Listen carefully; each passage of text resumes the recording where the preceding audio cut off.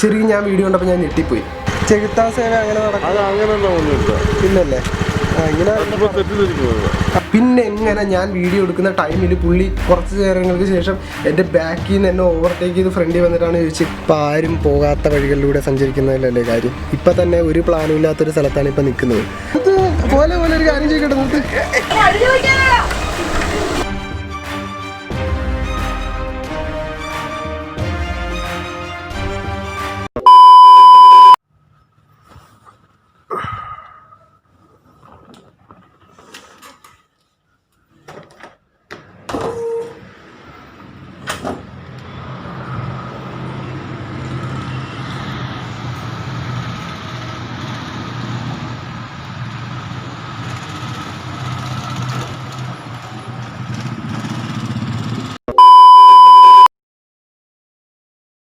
ഇപ്പം നമ്മൾ എവിടെയാണെന്ന് ചോദിച്ചു കഴിഞ്ഞാൽ നമ്മുടെ പോത്തന്മയുടെ റൂട്ടിലാണ് നമ്മൾ നിൽക്കുന്നത്.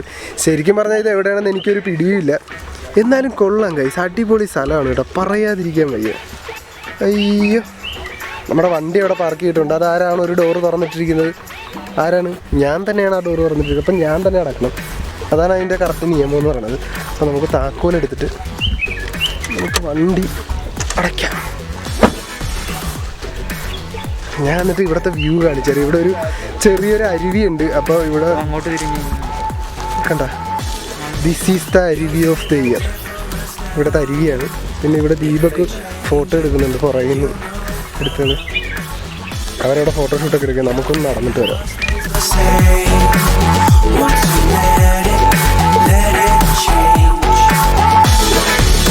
It's like a family tree, part of you and part of me. And if we should separate, go your own. സ്ഥലം എവിടെയെന്നൊന്നും അറിയാമല്ലോ. ഓടിച്ച് ഏതോ ഒരു സ്ഥലത്തൊക്കെ എത്തിയിട്ടുണ്ട്.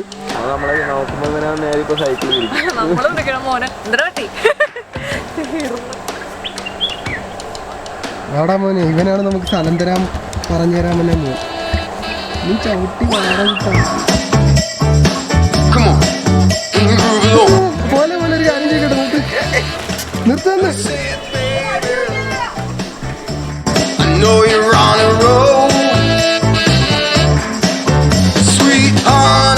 അപ്പം ശരിക്കും ഈ ഒരു വഴി കൂടി വന്നപ്പോഴാണ് ഞാൻ ഒരു കാര്യം ആലോചിച്ചത്. വേറൊന്നുമല്ല, നമ്മളെല്ലാവരും ഈ അറിയാവുന്ന സ്ഥലങ്ങളിൽ അല്ലെങ്കിൽ എല്ലാവരും പോകുന്ന സ്ഥലത്തൊക്കെ പോയിട്ട് കാര്യമില്ല. ഇപ്പം ആരും പോകാത്ത വഴികളിലൂടെ സഞ്ചരിക്കുന്നതിലല്ലേ കാര്യം. ഇപ്പം തന്നെ ഒരു പ്ലാനും ഇല്ലാത്തൊരു സ്ഥലത്താണ് ഇപ്പം നിൽക്കുന്നത്. ഇതുപോലെ നമ്മൾ വന്ന സമയങ്ങളിൽ ഒരു സ്ഥലം ലക്ഷ്യമാക്കാതെ ചുമ്മാ അതങ്ങ് ട്രാവൽ ചെയ്യണം. അതാണ് അതിൻ്റെ ഒരു സുഖം. എന്താ പറയുക, ഇപ്പോഴത്തെ ഭാഷയിൽ പറഞ്ഞാൽ അതിനൊരു വൈബല്ലേ ഇതൊക്കെ.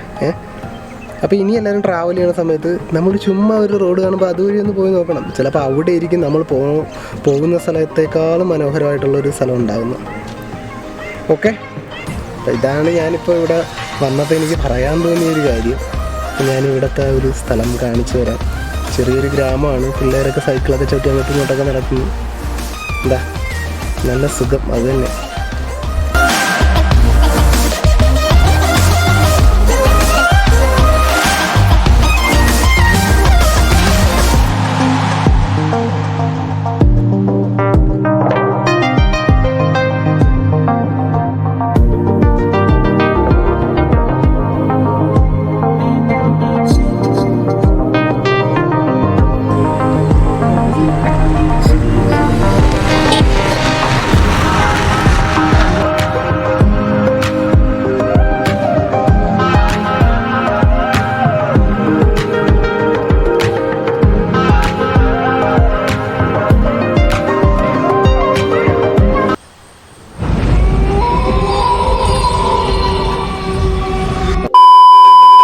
ഇപ്പം ഞാൻ നിൽക്കണ സ്ഥലം ഏതാന്ന് പറഞ്ഞു കഴിഞ്ഞാൽ നിങ്ങളെല്ലാവരും ഞെട്ടും. ഇതാണ് ലോഡ്ജ് ഹെദർ എന്ന് പറയുന്ന സ്ഥലം. അപ്പോൾ നിങ്ങളവർക്ക് ഇതെന്താ സംഭവം എന്ന്. ഇവിടെ പല പല സമയങ്ങളിലും ഇവിടെ എന്താ പറയുക, ചെകുത്താൻ സേവയും ഇലിമിനാറ്റി അങ്ങനെയുള്ള സംഭവങ്ങളൊക്കെ നടക്കാറുള്ളൊരു സ്ഥലമാണെന്നാണ് പറയുന്നത്. കാര്യം ഈ ഒരു ഏരിയയിലാണ് ആൻറ്റി ക്രൈസ്റ്റിൻ്റെയൊക്കെ എന്താണ് പ്രാർത്ഥനയും കാര്യങ്ങളൊക്കെ നടക്കാറുള്ളതെന്നാണ് പറയാറ്. അങ്ങനെ ഒത്തിരി വീഡിയോസ് നമ്മുടെ യൂട്യൂബിലൊക്കെ തന്നെ ഉണ്ട്. നമ്മുടെ ബേപ്പൂർ സുൽത്താനൊക്കെ അങ്ങനെ പറയുന്ന ഒത്തിരി വീഡിയോസൊക്കെ ചെയ്തിട്ടുണ്ട്. ഇപ്പോൾ ഞാൻ സ്റ്റില്ല് നിൽക്കുന്ന സ്ഥലം എന്ന് പറയുന്നത് നമ്മുടെ എന്താ പറയുക, ആൻറ്റി ക്രൈസ്റ്റിൻ്റെ മെയിൻ ആളുകളൊക്കെ വരുന്ന പറയുന്ന ഒരു സ്ഥലമാണ്. കാര്യം ഇതിൻ്റെ അകത്ത് വെച്ചിട്ടാണ് കൂടുതലും പ്രാർത്ഥനയും കാര്യങ്ങളൊക്കെ നടക്കാറ്. അപ്പോൾ ഒത്തിരി ലക്ഷറി കാറുകളും വെള്ളിയാഴ്ച ശനിയാഴ്ച ടൈമിലൊക്കെ ഒത്തിരി ലക്ഷറി കാറുകളൊന്നും ഇവിടെ ഒരു പ്രാർത്ഥന നടക്കും. അങ്ങനെ ഒരു ഏരിയയാണ്. കാര്യം ഞങ്ങൾ ഈ ഒരു സ്ഥലത്തേക്ക് വന്നപ്പോൾ തന്നെ കുറേ ആൾക്കാർ ഇങ്ങനെ നോക്കുകയുണ്ടായി. അപ്പോൾ ഇനി അങ്ങനെ ഓർത്തിട്ടാണോ നമ്മൾ ഇതിൻ്റെയൊക്കെ ഒരു സംഭവമാണെന്ന് ഓർത്തിട്ടാണോ എന്നറിയില്ല. അപ്പോൾ പെട്ടെന്ന് ഈ ഒരു സ്ഥലത്ത് ഞാൻ ഇങ്ങനെ നമ്മൾ ഒത്തിരി വീഡിയോസ് കണ്ടിട്ടുള്ള ഈ ഒരു സ്ഥലം നോട്ട് ചെയ്ത് വെച്ചേക്കുമായിരുന്നു. ഇപ്പം അൺഎക്സ്പെക്റ്റഡ് ആയിട്ടാണ് നമ്മളിവിടെ എത്തിയിട്ടുള്ളത്. അപ്പോൾ നമ്മളെന്തായാലും ലോഡ് ഷെയറിൻ്റെ ഫ്രണ്ടിലാണ് നിൽക്കുന്നത്. അപ്പോൾ നമുക്ക് ആ ഒരു ഇതാ കാണുന്നതാണ് അവർ പ്രാർത്ഥിക്കുന്ന ഒരു സ്ഥലം എന്ന് പറയുന്നത്. ഇപ്പോൾ ഇവിടെ ഒത്തിരി ലക്ഷറി കാര്യങ്ങളും വണ്ടികളൊക്കെ വരും, പ്രാർത്ഥനയ്ക്ക് വരുമെന്നാണ് പൊതുവേ പറയാറ്. അതായത് വീഡിയോസിലൊക്കെ ഞാൻ കണ്ടിട്ടുള്ളത്. പെട്ടെന്ന് ഞാൻ ഓർത്ത് ഇത് എവിടെയോ ഈ സ്ഥലം കണ്ടിട്ടുണ്ടെന്ന് ആലോചിച്ച ടൈമിലാണ് എനിക്കിത് കണ്ടപ്പോൾ ഓർമ്മ വന്നത്. ഇതാണ് ആ സ്ഥലം. ഫൈനലി നമ്മൾ അൺഎക്സ്പെക്റ്റഡ് ആയിട്ടാണെങ്കിൽ പോലും ഈ ഒരു ഇത്രയും എന്താ പറയുക ദുരൂഹത നിറഞ്ഞ ഈ ഒരു സ്ഥലത്ത് നിൽക്കാൻ പറ്റിയത് വലിയൊരു ഭാഗ്യമായി കാണുന്നു.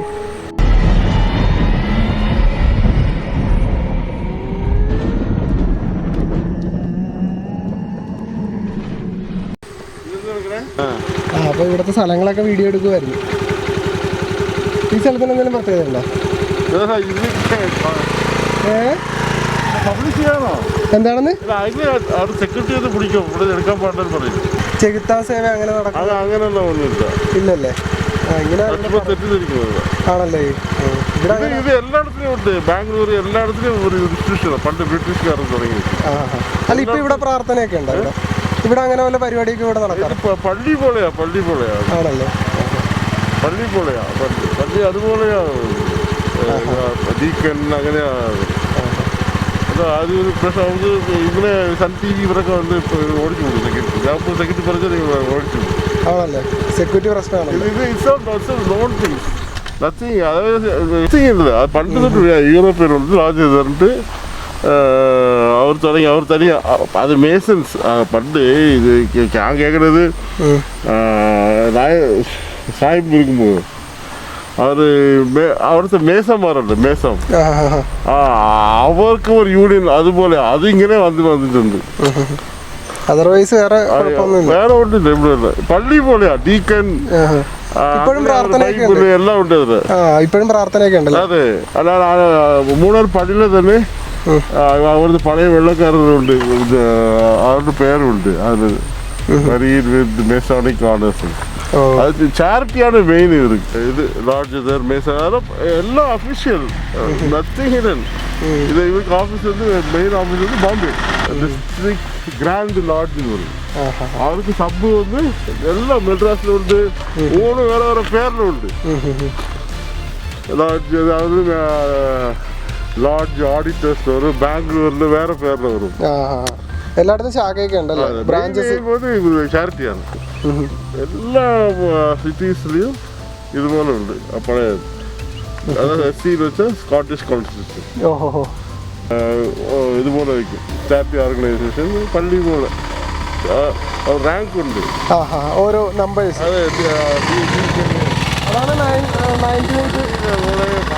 അവർ വന്ന് എന്തൊക്കെ പറയും. This is I look after this.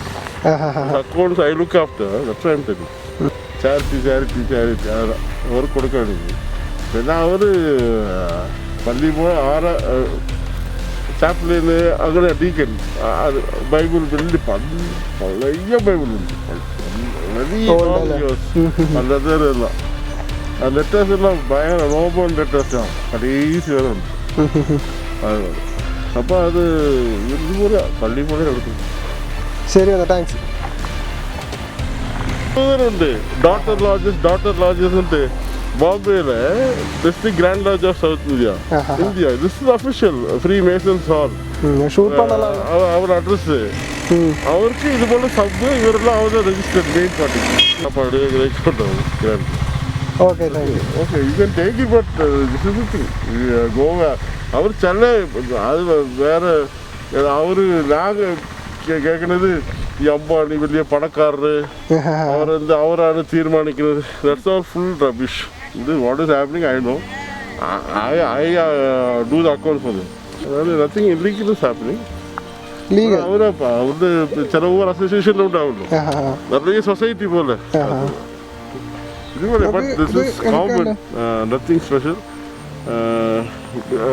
ഒவ்வொரு സ്ഥലത്തും വേറെ വേറെ പേരിലുണ്ടാവും. ലോഡ്ജിൽ തുടങ്ങിയിട്ട് വേറെ വേറെ പേരും. മെയിൻ ഓഫീസ് ഇருக்கு മുംബൈ. அப்புறம் அவர் வந்து கிராண்ட் இது ஸ்காட்டிஷ் எஸ்சின்னு வச்சு ஸ்காட்டிஷ் கான்ஸ்டியூஷன் பண்டு வெள்ளக்காரன் இப்போ இந்தியன் லாட்ஜஸும் உண்டு.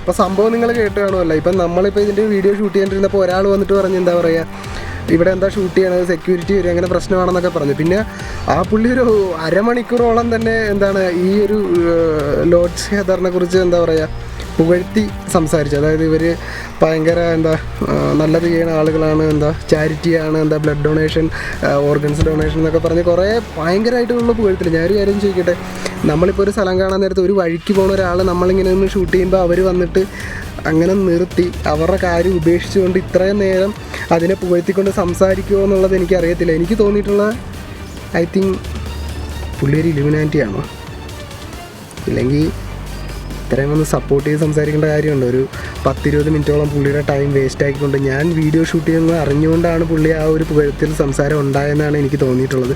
എനിക്ക് മാത്രമല്ല, എൻ്റെ ഫ്രണ്ട്സിന് എല്ലാവർക്കും അങ്ങനെയല്ലേ തോന്നിയത്, അല്ലേടാ?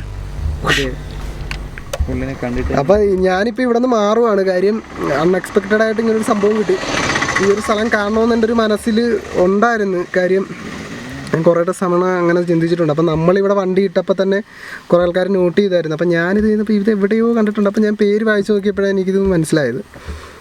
അപ്പോൾ എന്തായാലും എന്താ പറയുക, നമ്മൾ മറ്റേ ട്രാവൽ വീഡിയോ എടുക്കാൻ വന്നിട്ട് നമ്മുടെ പഴയ സോളിലേക്ക് തിരിച്ചു പോയ പോലെയായി.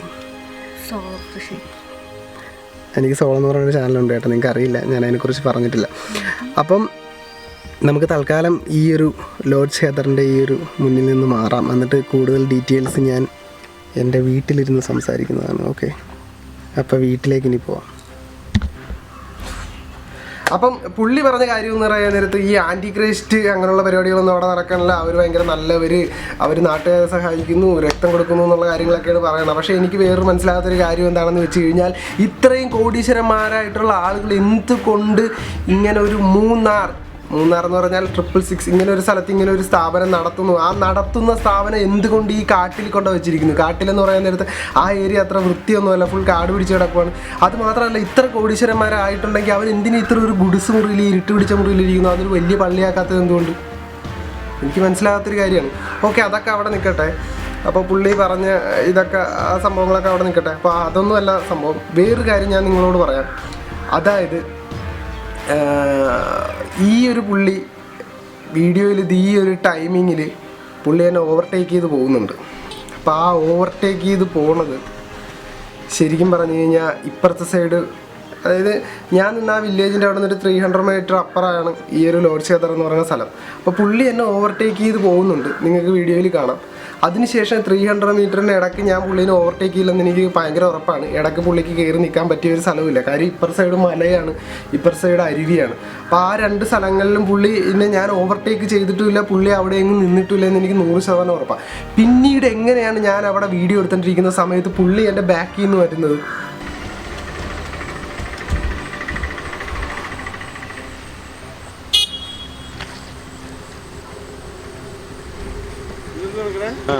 അപ്പോൾ ഇവിടുത്തെ സ്ഥലങ്ങളൊക്കെ വീഡിയോ എടുക്കുമായിരുന്നു. ഈ സ്ഥലത്തിന് എന്തെങ്കിലും പ്രത്യേകതയുണ്ടോ? ശരിക്കും ഞാൻ വീഡിയോ കണ്ടപ്പോൾ ഞാൻ ഞെട്ടിപ്പോയി. ചിലപ്പോൾ നിങ്ങൾക്ക് ഇതൊരു നോർമൽ ഇതായിട്ട് തോന്നാം, പക്ഷേ എനിക്ക് ഡ്രൈവ് ചെയ്ത് പോയാൽ എനിക്ക് അത്രയ്ക്ക് ഉറപ്പുണ്ട്. കാര്യം പുള്ളിക്ക് അവിടെ കയറി നിൽക്കാനും സ്ഥലമില്ല, ഞാൻ പുള്ളിനെ ഓവർടേക്ക് ചെയ്തില്ല. പിന്നെ എങ്ങനെ ഞാൻ വീഡിയോ എടുക്കുന്ന ടൈമിൽ പുള്ളി കുറച്ച് നേരങ്ങൾക്ക് ശേഷം എൻ്റെ ബാക്കിൽ നിന്ന് എന്നെ ഓവർടേക്ക് ചെയ്ത് ഫ്രണ്ടിൽ വന്നിട്ടാണ് ചോദിച്ചത് ഇവിടെ എന്താ ചെയ്യുന്നതെന്ന് ചോദിച്ചാൽ. അതെനിക്കിപ്പോഴും എനിക്ക് മനസ്സിലാകാത്തൊരു കാര്യമാണ്. കാര്യം എനിക്ക് അത്ര ഉറപ്പുണ്ട് അവിടെ നിൽക്കാനും പറ്റില്ല, ഞാൻ പുള്ളിനെ ഓവർടേക്ക് ചെയ്തിട്ടുമില്ല. പിന്നെ എങ്ങനെ അയാൾ അവിടെ വന്നു അറിയില്ല. അപ്പം ഇതൊക്കെ തന്നെയുള്ള കാര്യം. നിങ്ങൾക്ക് എന്താണ് ഈ ഒരു ലോജിക് ഖത്തറിനെ കുറിച്ച് കൂടുതൽ അറിയണമെന്നുണ്ടെങ്കിൽ നിങ്ങൾക്ക് നെറ്റ് സെർച്ച് ചെയ്യാം. നമ്മുടെ ഒത്തിരി മലയാളീസ് യൂട്യൂബേഴ്സ് എന്താണ് ഒത്തിരി കാര്യങ്ങൾ ഒത്തിരി ആൾക്കാർ ചെയ്തിട്ടുണ്ട്. അപ്പം നമ്മുടെ കണ്ടന്റ് നമ്മുടെ ഒരു രീതി അതല്ലാത്തതുകൊണ്ട് ഞാനിത് ഇവിടെ വെച്ച് നിർത്തുകയാണ്. അപ്പോൾ നിങ്ങൾക്ക് വേണമെന്നുണ്ടെങ്കിൽ നിങ്ങൾ സെർച്ച് ചെയ്ത് കാണുക. അപ്പം ഇത്രയൊക്കെ പറഞ്ഞുകൊണ്ട് നമ്മുടെ ഇന്നത്തെ ഈ വീഡിയോ ഇവിടെ വെച്ച് നിർത്തുകയാണ്. അപ്പം സമാധാനം പുറത്ത്. Peace of mind.